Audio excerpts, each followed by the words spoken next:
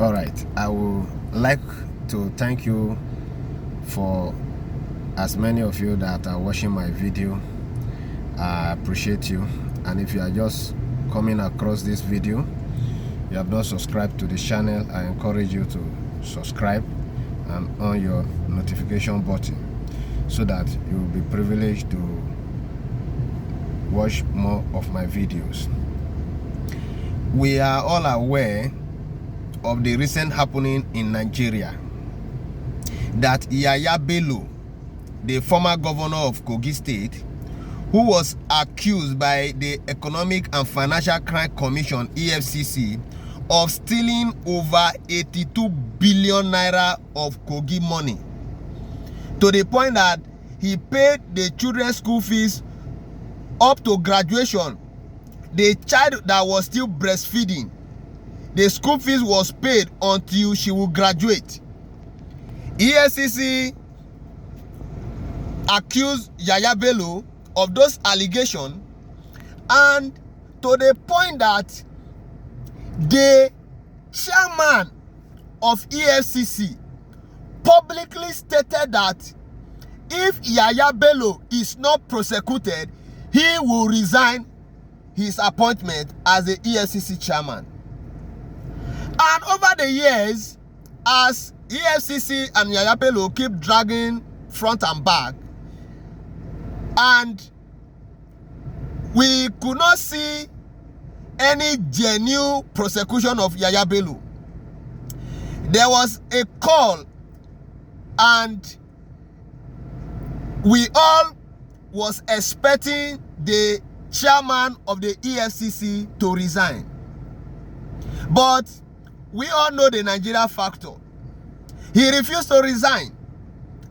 Yahaya Bello case was dragging in court, and we know the Nigeria system, how the judiciary can easily be bought over. What baffles me most recently, as at yesterday, was the news that broke up of EFCC telling us that Yahaya Bello is innocent until he is found guilty by a competent court of jurisdiction, just because there is an insider settlement. Yahaya Bello wants to contest a senatorial seat to take over the position of Natasha, because they are from the same constituency in Kogi State. EFCC are now marketing Yahaya Bello, that Yahaya Bello is innocent until he is found guilty. That is why Nigeria remain where we are as a country. I am wondering how we get to this level, that somebody that is accused and the facts are there, a court could not prosecute Yahaya Bello and find him guilty to be in jail till now. Yahaya Bello is now having the audacity to come out and announce his intention to run for a senatorial seat in Kogi State come 2027 to take the position of Senator Natasha, who is his arch enemy. Now, why will the APC, the presidency, and the people of Kogi State be so docile that Yahaya Bello, who handpicked his successor without a credible election and has remained in government house since he handed over power to his successor? Yahaya Bello has been living in government house, running a third term as a governor of Kogi State. If you must know, you can go and verify. When Usman Ododo, the present governor of Kogi State, was sworn in, the very day he was sworn in, when he was giving his press briefing, in the very very venue where he was sworn in, when he was giving his official statement, he stated categorically that he is creating an office of the ex-governor. That is going to create an office of the ex-governor. That as an ex-governor of Kogi State, you will resume office like a governor. And that is the office Yahaya Bello has been holding in Kogi State. And Yahaya Bello has been staying in government house, dictating what happened in Kogi State politics and governance.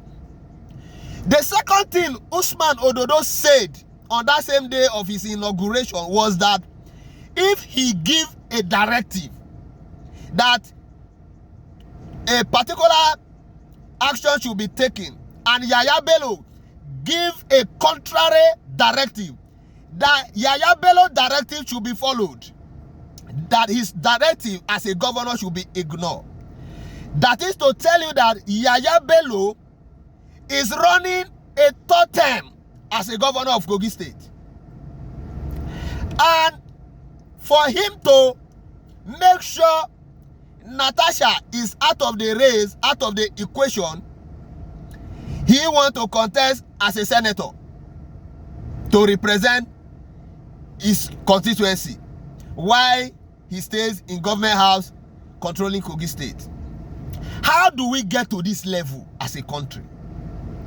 This precedent we are setting as a people by allowing these people to get away. We haunt our children if we did not retrace our steps. Obviously, as a big donor to the APC, the presidency are cool with him. They are cool with him. I will say in the people that are into sporting, Yahaya Bello had played the government of Nigeria and EFCC go over 2.5, and his odd has played for him, because if he succeeded in going to the Senate while his boy is in Kogi State government house, come the next election, he will make sure his boy will win the election again, because he's having a federal might in collaboration with the people that helped him to put Ododo there. Which means, just as Tinubu does not need the vote of Nigerians to be a president, Yahaya Bello also does not need a vote of the people of his constituency to be a senator, because they will write this result for them and INEC will give them their returning certificate. We saw it in the last election where you will come to a polling unit and result was already written in the sheet. It was there, you can go and verify. You will come to a polling unit to vote, result is already written in the result sheet.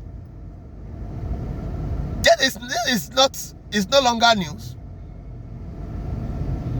If not, if indeed the people are the one to vote, who will vote Yahaya Bello to be a senator? Who will vote Yahaya Bello to be a senator? Who will vote him with all the maladministration under him when he was governor of Kogi State? With all the killings, with all the looting, and the audacity to still tell you that you want to be a senator. That is to tell you that Nigeria politics, if it is explained to you and you understand it, it means either the person that explained it to you or you yourself that it was explained to, something is wrong with either of you. That is the level we have found ourselves. And it is getting more dangerous by the day. It is getting more dangerous. And I'm afraid of tomorrow for Nigeria. I'm afraid of tomorrow for Nigeria. For a Yahaya Bello with a track record of marginalization and looting under him as a governor. And he has a case in court which, with the way they play their games, they may not hold him accountable for anything. Despite all the glaring evidence, they may not hold him accountable for anything. Has the audacity to tell you that he's coming back to be a senator. Which means tomorrow we might as well still have him to contest as a president. How do we get here? What kind of culture brought us here? This is time we should begin to ask these questions. And the opposition, do we even have opposition any longer in Nigeria? We don't have any opposition. It is a shame on every Kogite if Yahaya Bello to go ahead. We know the voting doesn't count, but every civil society should rise against this. Which word should I even use? Every civil society and every meaningful citizen of Kogi State should rise against this move for Yahaya Bello to remove Natasha and become the senator representing the constituency. It will be a big slap and a very dirty one for Yahaya Bello to succeed. Because the way we are going as a country, we keep setting the precedent and our youth are watching. Our children are watching. If we want to destroy it completely, let us destroy it completely and let everybody go. Because what is this? What is this? Well, time will tell, and it is unfortunate that the EFCC, with all the allegations against Yahaya Bello, coming out boldly to issue a statement that Yahaya Bello is innocent until he is found guilty. This is a slap and assault on fairness. This is a slap and assault on every Nigerians, because you cannot have that kind of heavy allegation against somebody and the matter is in court and you still come out to tell us that this man is innocent until it is found guilty. It is a shame on the EFCC. And if Olukoyode refused to resign with his inability to prosecute Yahaya Bello, he should know that one thing must happen. Either he leave this job one day or the job will leave him. And it is a shame and very unfortunate to the body of Christ that the EFCC chairman is a pastor in the Redeemed Christian Church of God. It is a shame that immorality is not the order of the day in Nigeria. It is a shame that we have thrown morality into the dustbin.